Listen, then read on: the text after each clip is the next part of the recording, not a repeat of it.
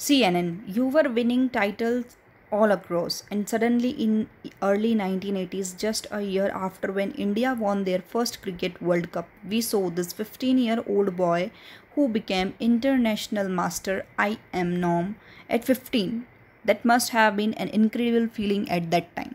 Now, the interviewer is saying that you were winning titles all across. आप जो है पूरे दुनिया में हर तरफ से टाइटल्स जीत रहे थे and suddenly in early 1980s और 1980s की जब स्टार्टिंग चल रही थी okay just a year after when India won their first cricket World Cup जब इंडिया ने अपना फर्स्ट वर्ल्ड क्रिकेट चैम्पियनशिप जीता था वर्ल्ड कप जीता था we saw this 15-year-old boy who became international master IM norm और तब हमने देखा कि ये जो इंडिया का एक बॉय है 15-year-old बॉय ये IM नॉर्म बन चुका है इंटरनेशनल मास्टर बन चुका है चेस में he is talking the interviewer is talking here about Vishwanath Anand when he was 15-year-old India ने जब फर्स्ट वर्ल्ड कप जीता था उसी के जस्ट बाद इंडिया का नाम रोशन किया था विश्वनाथ आनंद ने इंटरनेशनल मास्टर का टाइटल जीत के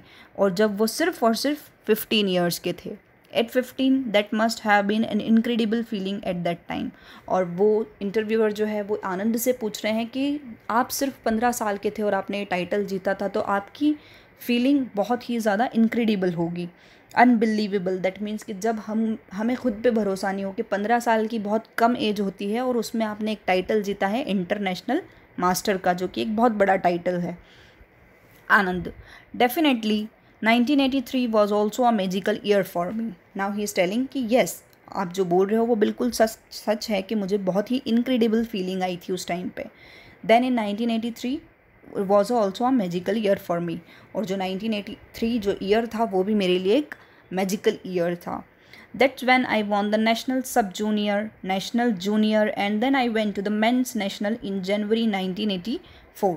क्योंकि उस ईयर में मैंने सबसे पहले नेशनल सब जूनियर का टाइटल जीता था then national junior and then I went to the men's national in January 1984 और फिर 1984 में मैं मेंस नेशनल में पहुंच चुका था दैट मीन्स कि ये चेस में स्टेजेस होती होगी जब जैसे कि आप आपकी एज की होती है सब junior then junior and then senior so the stages were there and he won all the stages In 1984, he entered into the men's national in January 1984.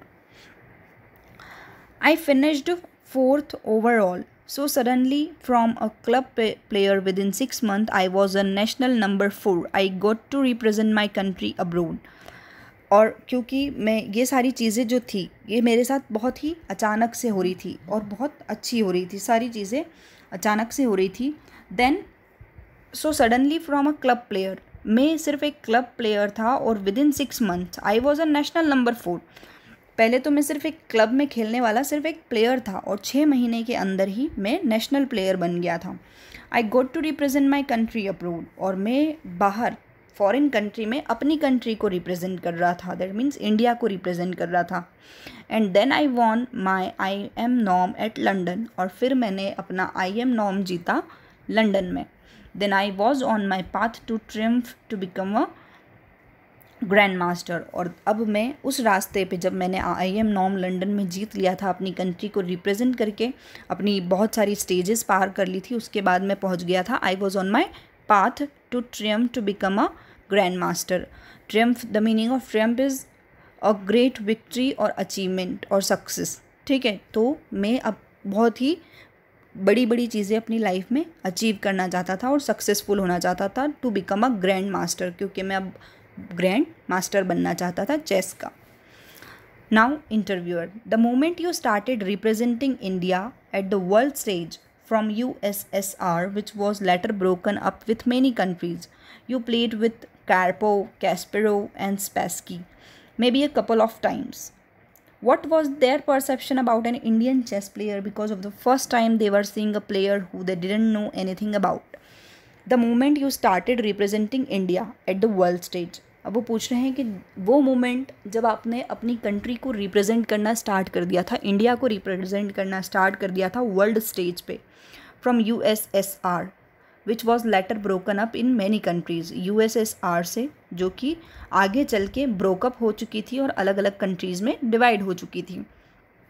आपने बहुत अच्छे अच्छे प्लेयर्स के साथ बहुत बार खेला है, जैसे Karpov, Kasparov and Spassky. What was their perception, तो उनकी क्या सोच थी, क्या मेंटेलिटी थी एक इंडियन प्लेयर के बारे में, about an Indian chess player, because of the first time they were seeing a player who they didn't know anything about, क्योंकि वो ऐसे प्लेयर को फेस कर रहे थे जिसके बारे में वो कुछ भी नहीं जानते थे। तो आपको क्या लगता है कि उनकी क्या परसेप्शंस रहे होंगे आपको लेके। Anand, it must have been exotic for them, ये उनके लिए यूनिक होगा। ठीक है, exotic here it means unique. So in the beginning they used to call me a westerner, which I think in chess colloquial is a something not mean for Soviets. तो starting में, beginning में वो लोग मुझे westerner बुलाते थे, और मुझे ऐसा लगता है कि चेस में उसका मीनिंग होता है colloquial, that means something not meant for Soviets, ऐसी चीज़ जो दूसरे सिटीजन्स के लिए नहीं बनी हो। Second was they found my playing speed extremely fast. पहले तो वो मुझे वेस्टर्नर बनाते थे और सोचते थे कि ये जो चीज़ है ये हमारे लिए या हम सिटीजन्स के लिए तो नहीं बनी है। फिर सेकेंड टाइम उनको ऐसा फील हुआ कि मेरी जो प्लेइंग स्पीड है वो बहुत ज़्यादा फास्ट है। I used to play incredibly fast, मैं जब चेस खेलता हूँ तो मैं बहुत ही ज़्यादा फास्ट खेलता हूँ, much faster than anybody else, और मैं इतना ज़्यादा फास्ट खेलता हूँ कि शायद ही मेरे जैसे कोई खेलता होगा। I would often use बेयरली 20 minutes out of 2.5 hour of time allotment. मैं टाइम जो होता है अलॉट किया जाता है चेस को खेलने के लिए, वो होता है 2.5 आवर, 2.5 घंटे चेस को खेलने के लिए दिए जाते हैं, लेकिन मैं मुश्किल से 20 मिनट में चेस का गेम ख़त्म कर देता हूँ। ये मेरी एबिलिटी है।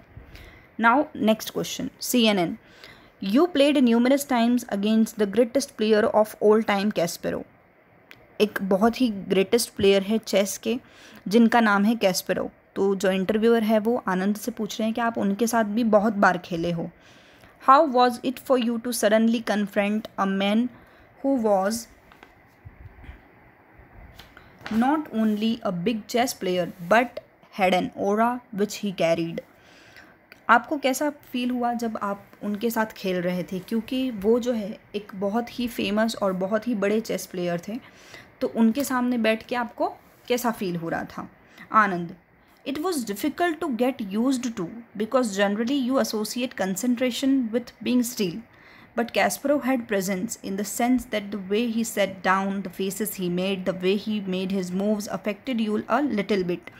आनंद बोल रहे हैं कि वो मेरे लिए उनके साथ खेलना, क्योंकि वो अपने आप में एक बहुत बड़े काबिल इंसान थे और बहुत अच्छी अच्छी क्वालिटीज़ हैं उनके अंदर, बहुत अच्छे चेस प्लेयर है वो।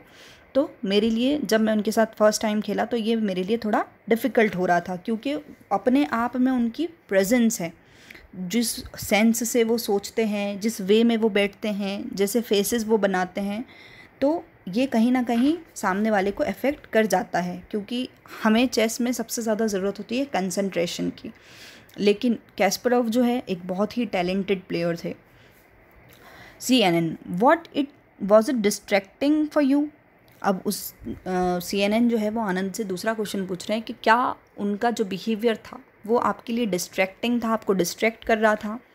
Yes, it affects you a little bit because normally you try to be very even, very stable, but someone on the other side is fidgeting and nervous.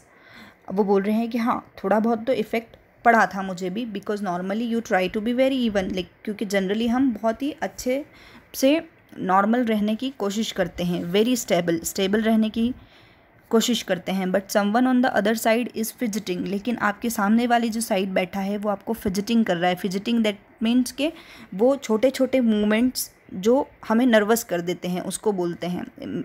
Okay, fidgeting that means के ऐसे movements, जैसे हाथ का जो movement हुआ है, किसी भी चीज़ का जो मूवमेंट हुआ जिससे आप नर्वस फील करने लग जाते हो। Eventually it gets to you as well, but slowly then I had to focus on the other things because other players are not going to make a lot of mistakes. लेकिन फिर मैंने अपने आप को संभाला, अपने आप को कंट्रोल किया और मैंने अपनी नर्वसनेस को बाहर निकाल के गेम पे ध्यान देना स्टार्ट कर दिया, क्योंकि मैं नहीं चाहता था, मुझे पता था कि दूसरे जो प्लेयर्स होंगे वो कैस्परोव के साथ ज़्यादा मिस्टेक्स नहीं करेंगे, तो मुझे भी बिल्कुल भी मिस्टेक्स नहीं करनी है। CNN: When Chennai was amid flood, we saw you tweeting about people and trying to help them out. Obviously, you were not in the country, but your wife literally opened the doors for people in Chennai. It must have been very troubling time for you to see people had nowhere to go, cut off, losing their homes. When Chennai was amid flood. अब interviewer उनसे दूसरा question पूछ रहा है, और वो पूछ रहा है कि जब चेन्नई में बाढ़ आ गई थी, बहुत ज़्यादा कंडीशंस ख़राब हो गई थी, we saw you tweeting about people, तब हमने देखा कि आप ट्वीट कर रहे थे, ट्विटर पे ट्वीट कर रहे थे, and try to help them out, और लोगों की मदद करने की कोशिश कर रहे थे। Obviously you are not in the country, उस वक्त आप कंट्री में तो नहीं थे, but your wife literally open the doors for people in Chennai, लेकिन आपकी वाइफ जो है उन्होंने एक्चुअल सेंस में लोगों की हेल्प करने की कोशिश की थी। It must have been very troubling time for you to see people had now where to go, cut off, losing their Holmes.